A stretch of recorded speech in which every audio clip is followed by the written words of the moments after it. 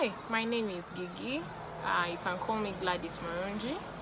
I'm married to Moses Murungi. We have one daughter. She's called Nisi Ineza Akantorana Murungi. So, yeah, that's our small family. We are growing. And one of the things that I'd like to share with you today is my leadership journey and the things that have happened in my life, especially. I'm not going to tell you the entire story, but pivotal moments that I've had in my life that have changed and impacted my leadership journey. So the first one is my father passed away when I was 6 years old, and because of that, I find that as a child I moved on from it too quickly. You know, like some people remain feeling pain that their parents weren't there. So I realized that because I moved away from it quickly, I was looking for someone to be my father. And I was so grateful to God that my elder brother, he's 4 years older than me. By then I was 6, so he was 10. He was that person for me at such a young age. Like, he would do fatherly things for me. He would remind me to take a bath, do my homework with me, remind me to read for my exams, tell me that I'm going to make it. He reassured me. And I remember that for most of my growing up, I think most of the decisions I've had to make I've consulted him. He's like a confidant for me. So I've never been there feeling like, oh God, I'm an orphan, I have no father. No, it hasn't happened for me in my life. The second pivotal moment was the day I gave my life to Christ. I grew up in a Christian family, and we would go to All Saints Cathedral. We would recite Bible verses. I think I know like 20 verses because every Sunday we memorized a new verse, and they stuck in my heart. But for me, the most pivotal moment for my life was that day I gave my life to Christ in Form 2, out of the fear of going to hell.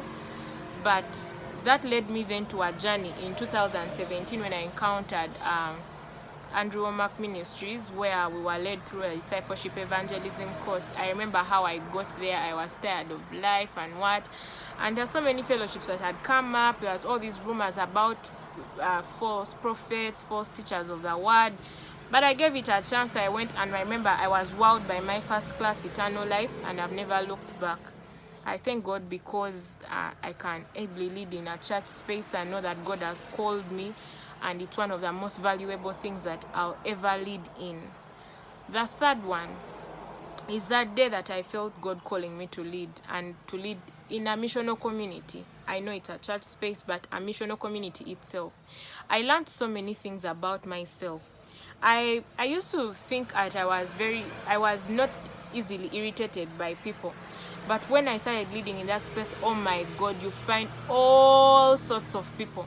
And you have to love them, you have to understand them, you have to lead them, you have to push them a little bit, you have to tell them, wake up, you have to go along with them because you're seeing far and all they are seeing is like, where are we going? What are we doing? And you have to keep saying it and encouraging them and going with them. I've made some mistakes. I made my first mistakes, and I'm glad that it was a long time ago. I made my first mistakes as a leader leading a missional community, and I learned from them. And today I see people doing the same thing, and I'm just like, it's not going to work. I've done it, it doesn't work. And it shaped me. It shaped me to understand that there is no one way to do leadership. You just have to be agile, and you have to be flexible at the same time. And you also don't have to give up. I learned along that way from a book of John Maxwell, where he writes and says he cut out the word quit from his dictionary so it doesn't exist. So he doesn't understand quitting. And so I took up that I don't quit. Ever since that day I've been leading. So that's one of the things that has happened for me. And the third thing that has happened for me was the day I got married. Getting married, you have your life, your partner has their life, and then you have to come together and forge a way forward.